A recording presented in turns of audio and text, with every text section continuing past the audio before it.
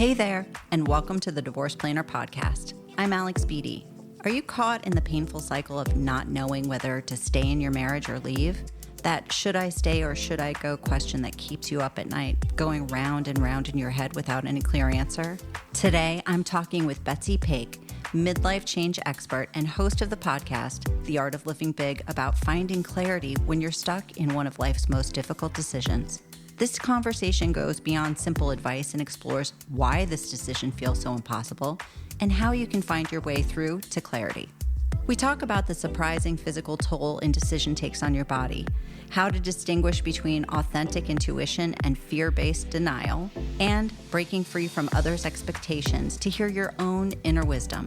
Betsy also shares a specific journaling exercise that consistently helps her clients cut through the confusion. Whether you're personally wrestling with this question or supporting someone who is, this conversation offers compassionate guidance without pushing towards any particular outcome. Let's dive in.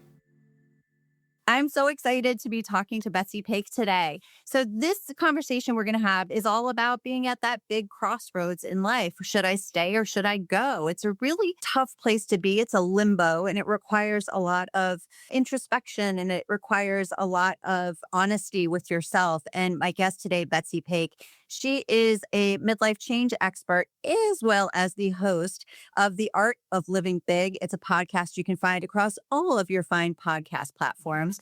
And so with that, Betsy, thank you so much for joining me today. Yeah, thank you for having me. I'm glad I slipped into your DMs one day and I was like, we need to be friends. So I think I messaged you, we need to be friends. The people I've met in this niche on social media, the women specifically, have been so warm and welcoming, and it's been such a community. And I think the thing that, is one of the common threads that brought you to this work is having gone through this experience firsthand. There's a different level of understanding when you've navigated these waters. So with that, I'm just going to jump into my first question. So look, this is your area of expertise, right? You've worked with so many people, so many women stuck in that should I stay or should I go limbo, which can last for years. And there's no shame in that. It's a normal part of the process. But when we stay stuck, what are you finding are like the hidden emotional toll that it takes, that indecision when you kind of let it drag out or ignore it? I think that moment of indecision can last for some people for a couple of months and can last for some people for 30 years. And I think, like you said, it is so individual. But I believe, and I really call it a purgatory, right? It's more than limbo. It is like a purgatory of everything feels on fire. And I think that the longer you stay, the better you are at ignoring the truth. And the truth is that it's not just one thing. The truth is that it's not just your relationship. When you're in a relationship that isn't feeding you, that doesn't feel good, and you're constantly having to sweep things under the rug or gaslight yourself into pretending that it's okay, it starts to impact everything. And, when I talk with women, I'll ask them so many times, I'll say, like, have you noticed this impacting your career yet? And they'll say, oh, no, I'm so good. Like, that's where I get my joy. And I believe them. But also, I know that if they're getting smaller and smaller in their relationship, I promise you, there are times when they could show up in a meeting and they don't show up because they're emotionally and energetically drained. There are times where they are showing their kids what it's like to sweep things under the rug and ignore things and at the detriment of yourself. And they don't recognize that all of these things are repercussions of avoiding the truth. And they're doing their best. I know that they're doing it from a place of trying to maintain their life. And it takes bravery. It takes a lot of bravery to say, I'm not going to do this anymore. I really want to look at how this is impacting my life and what this is really costing me. There are two things that you brought up that really kind of resonated with me. First is this idea of being in this position is a kind of a purgatory. I think that is absolutely, you're right. That is the right kind of definition for it because as you said, you shrink yourself. You're compartmentalizing, which is a survival tactic. You can't help but do that. You're shut down in certain areas, juggling a family and a career on top of it, or just a career, anything else. And then you're not fully living big or at least living honestly, then yes, you're right. I am sure there's been a ripple. It can't help but have a ripple effect through the rest of your life. And by the way, you might see it manifesting in physical pain because when you're not listening to that inner guide of this doesn't feel right and then you don't act on it, it's going to get loud, as you said, in other areas. Think about things as like energetically. Like I only have so much energy, right, for the day. And if I'm putting a lot of it into coping and avoiding and trying to maintain this, I don't have energy for the hobbies or the friendships or that phone call that a friend wants to have. Like I'm drained and I just don't have. And what we say is, I'm just so busy. And a lot of that is just the emotional drain of this. Energetically, you're not even recognizing. One thing I want to add, before we move on from this is our brains are designed to keep us in the same spot, right? Because we're alive. So our unconscious mind doesn't know that we're miserable or even a little unhappy. It doesn't know, but it knows you're alive. And so it's going to be working to keep you there. So this is why I say it's such an act of bravery and resourcefulness to do something different because you have to overcome this biological need to stay the same. And that's how come when I talk to women and sometimes I talk to women that have been miserable for 40 years, and I think, God love you, your brain works so well. Do you know what I mean? Because it's kept you alive in this whole thing. And then to think, how can I be resourceful? Where do I need to show up for myself today? Can be a really important question in all of that. So true and so helpful. And I love that you framed it. It's being a part of, look, you are working against like a cognitive bias that we have. It's easy to get stuck. So thinking about like, okay, well, maybe I should get divorced can bring up a lot of these like scary ideas because your brain's trying to trick you into just status quo. That you're right. It is an old leftover survival tactic that you have to learn how to recreate that narrative. So, I mean, I think that's a perfect segue into my next question, which is like, let's kind of like talk about the difference between intuition versus denial, right? Like, how can somebody tell the difference between kind of what's a normal marriage struggle and what's a genuine time for deep introspection and to move on? Yeah. Years ago, I had this dog that I loved. It was my soul dog, and she passed away. And when it was about time, you kind of get close and you're like, I know it's about time, but I love her so much. I don't want her to go. And I went to the vet and I said, I need you to help me to navigate this. Like, how do I know when it's time? And she said, you're going to look back on a week and you're going to notice if she had more good days than bad days. You're going to notice if there were more struggles or more joy. And I think of that so often in this, like, how do I know? Well, look back. At the end of the day, ask yourself, was today full of more struggle or was it more joy? At the end of the week, at the end of every given month, how was this? How do I feel about this? And I think there's so many things we can do to begin to change things. And we can talk about that a little bit if you want. But I think that knowing is really having some reflection on what's real. And I think when we're in the moment, we're like, it's fine. It's just what I do. Don't worry about it. I don't mind. But then when we can stop and reflect at those kind of set points and say, overarching, does it feel better or does it feel worse? And then what's my next step that I need to do? And sometimes it's just being in a position to actually have that conversation with yourself. That's the win that you celebrate. Like, you're in that survival mode of like, my life is really busy. I got to keep going. Something's not off, but I just don't have the capacity. Getting real honest can be hard, but that's a victory. I love that. We'll be back after a quick break. Feeling overwhelmed about the possibility of a divorce and not sure where to start? Book a free 15-minute strategy call with me. During our time, we'll talk about where you are in the process and what next steps could be. To schedule your call and learn more about my coaching program, head over to www.thedivorceplanner.net/coaching.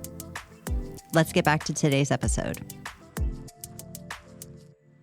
A lot of times also you can have societal pressures or familial pressures or just self-inflicted things just kind of weigh in on how you're living your life. And I see it all the time, right? Especially when, because, I work primarily with people during divorce and there can be shame attached, but it's usually coming from another place. Like people making a decision on what others might think to kind of stay in a certain space isn't living for yourself. So, how do you help somebody tune out that kind of external voice that doesn't really serve them and truly connect with what they actually want? I think what you said is so true. What I hear so often is like, I need to wait until after spring break. Like, we already have something set up for spring break, or I need to wait until after graduation, or so and so is going to go to college next year. I just have one more year. And I think all of that is really valid. And as moms, we do the very best that we can with what we have in front of us and what our internal resources allow us to do. So I have a lot of respect for everybody with whatever choice they make at whatever point that it is. And I think to just remember that the way that I'm acting is a pattern. It's a pattern in itself. And it's not a pattern that we just got this past week. It's a pattern that was born probably over years and years, and probably something we were taught as little kids. Just don't make a big deal. Don't make a fuss. And I know for me, I'm in my 50s. So I know, like when I was growing up, right? The 50s are the bestest. I know when I was growing up, like we were taught to just make it okay for everybody else. Don't make a fuss. Don't worry about it. And so I think to remember that this is a pattern. And so it's going to take a process to undo that pattern. And I am a big fan of starting really small with things. Like we don't have to start like if somebody calls me and they're like, I'm unhappy, I wouldn't say you should leave. Like, first of all, it's never up to me if you should leave or not. I love it when people stay and I love it when people go, whatever they decide. But what I always say is like, start with the very smallest thing that you can do. And sometimes that's like, I'm going to start making the choices that I can that will impact me, and I will feel like they don't impact everyone else too greatly. So everybody's having chicken for dinner, and I always make chicken, and I love chicken with mushrooms, and nobody likes mushrooms, but I'm going to make it with the mushrooms anyway because I like it. So I'm making a choice for me. They can pick the mushrooms off or whatever it is you do. But I think starting to make those little choices to remind yourself that I'm important and the part of this that is my life is important, that I have a whole existence. I say to my daughter sometime, like, I'm just a girl. It's my first time here. But to remember that it's our first time and we're doing the best we can.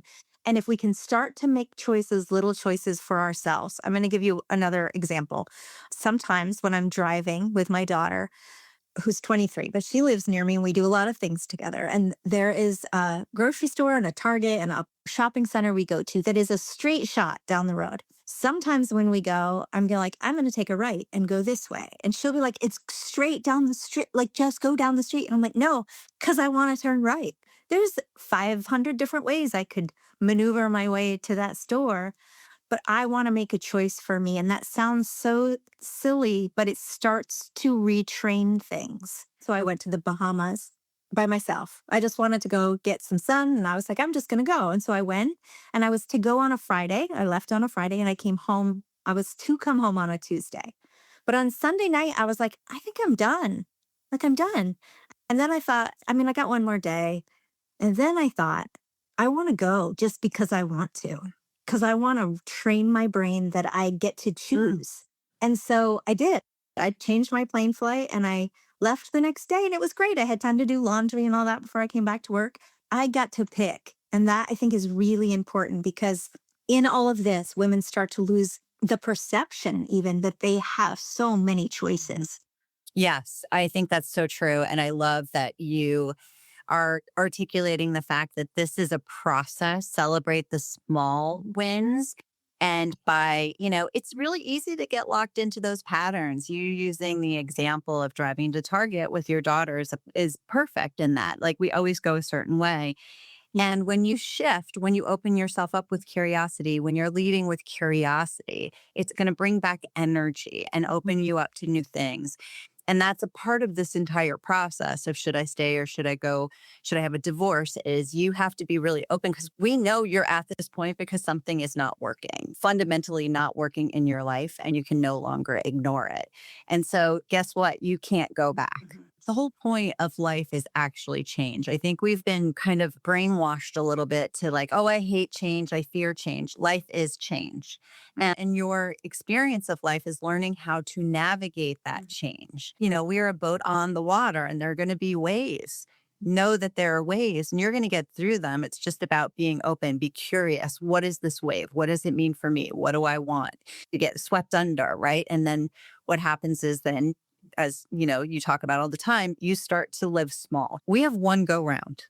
No matter where you are in that dynamic in your relationship, the goal at the end is the same. I'm telling you, it's such a profound energy shift that I see when I'm working with clients during the process of kind of rediscovering yourself. It is a beautiful, energizing thing so that you're more in line with something that feels deeply authentic to you. One of the most alive periods of my life was deciding a separation and divorce was next. Like music sounded better. And even as a part of that process, as you're deciding what should I do, the other question is, who am I?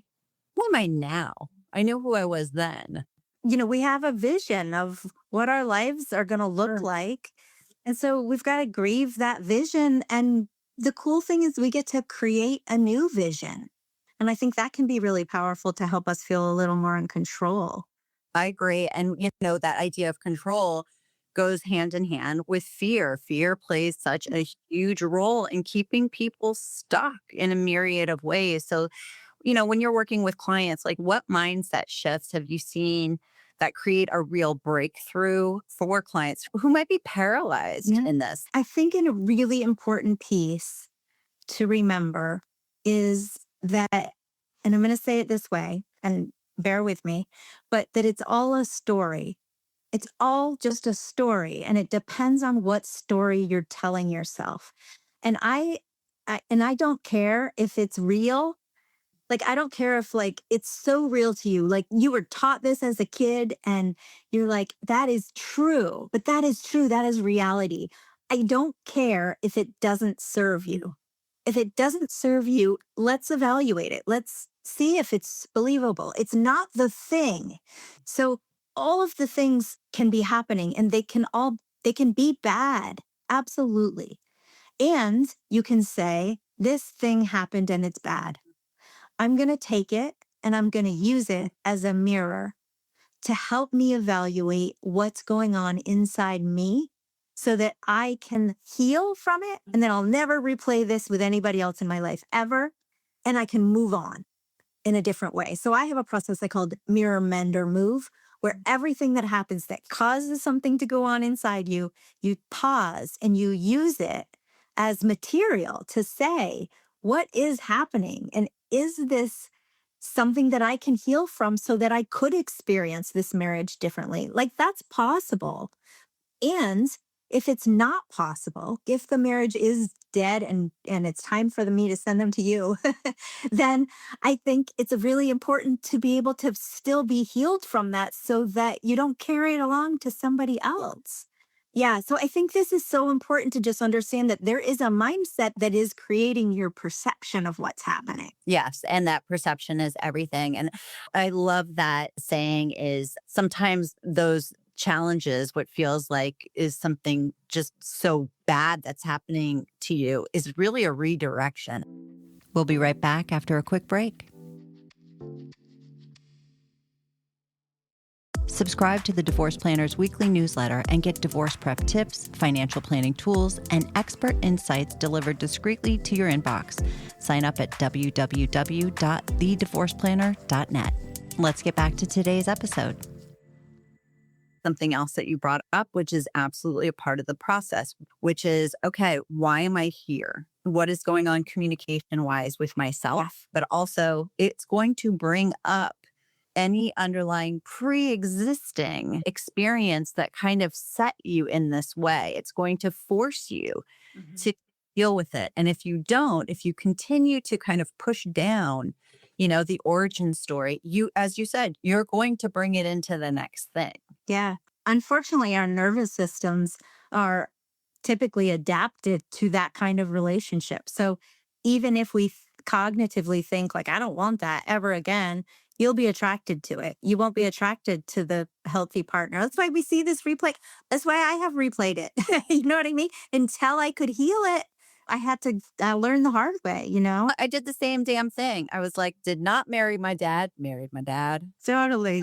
I will say that a marriage can end at any point if you've got married, young, if you've gotten married older. But like, how does the decision process change when you're considering divorce, like after 40 versus if you're in your 20s or your 30s? Or is there a difference? Yeah. I mean, I think the healing of what's going on inside you is important no matter what. Mm.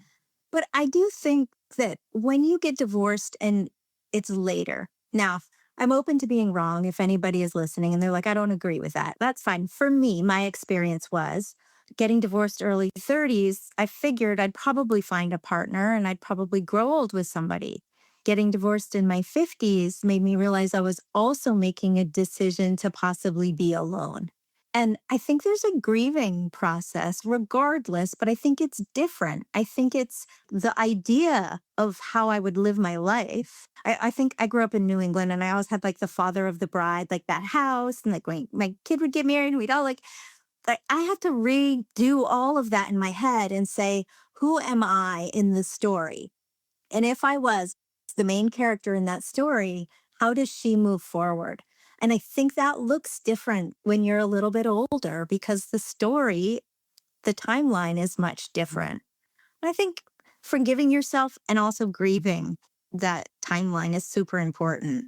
I agree with you. It's about being able to also, it's so easy for you to want to say, I can't believe I made this decision. Why did it? No, no, no, no. Go back of on the younger version of yourself who made that decision. Number one, you couldn't be where you are today without her. So she deserves some love. And and she may have been interpreting the signs differently. Like now you would know if somebody said you deserve to be in the kitchen. Like now I would know that's a red flag. They may have a different view of the world than me and that might not align with me. But if it happened 15 years ago, I might be like, well, whatever. If you don't know. So I do think there is that forgiving yourself, forgiving that younger version of yourself. She was doing her best. She wanted to be loved, right? And she wanted the fairy tale. You need to give yourself permission to allow what you want out of life to change. That's growth. And sometimes you're able to grow as an individual within a relationship, and sometimes a relationship runs its course. Yeah. Ultimately, the biggest and most important relationship you will ever have will be with yourself. Now, when I heard things like that, when I was in my 20s, when I was in my 30s, I interpreted it in a very different way. I was still personally looking through a lens of a lot of old baggage that I was bringing through and thinking, well, that just sounds really selfish. It's not. It's about healthy boundaries. I'm just going to say in terms of kind of closing things up, for someone who's feeling completely confused at this point in their relationship and their marriage right now, what's an exercise? Maybe it's a journaling prompt or a reflection practice that you found that consistently helps people cut through maybe their block to get to a point where it starts the process of kind of loosening things up to really make a decision. Yeah. When I'm in group and anybody says I'm confused, I always go, yay. And they always look at me like, what are you? But when we're confused, that means anything is possible, right? And it means I'm learning. I'm doing something different. If I wasn't confused, I would exactly know what to do. So yay for confusion. Something that I do, I mean, I swear I do this almost every single day, is I visit a version of me. And that version of me is, I don't know, 94, depending on how bad my day is. Sometimes I'm like, maybe she's 92. She might not make it to 94, but she is like sitting in her bed and all her friends are around her and her family. And she, her life is about to end. And I ask her, what would you do? What would you wish I had done right now? How would you have me do this? If you, 94-year-old version of me, have lived a life that you love and that you are so proud of, what did I do right now? And we have all that wisdom inside of us. We really do. It's just so overdone with everybody else's expectations and thoughts. And desires and needs and everything we think we're supposed to do. But if you can get in touch with that version of you, she's our wise old woman and she knows the way to happiness. And my 94-year-old version of me wears the best like kimonos and things. I'm always impressed. Trust yourself, trust your intuition. Betsy Pake, you're my new favorite friend here that I've gotten to make because this whole process can really feel isolating. So by having these kind of conversations, I know that we're going to change the way somebody's thinking about something today. And so I really thank you for your time and your expertise. Awesome. Thanks for having me on. That's a wrap on today's episode. I hope you found it helpful. For more free resources, check out my blog at www.thedivorceplanner.net/blog. You'll find articles on how to emotionally and financially prepare for divorce, gain insights into the process from divorce experts, and empower yourself with tips and tools that make your divorce journey easier. And you can follow me on Instagram at the.divorce.planner, on Facebook at Divorce Prep, and on YouTube at The Divorce Planner for daily divorce prep tips and support. I've helped hundreds of clients and thousands more with my digital divorce prep tools prepare for divorce, and I'd be honored to support you too. I'm Alex Beatty, and this has been the Divorce Planner Podcast. Until next time, remember, divorce is hard. Preparing for one doesn't have to be.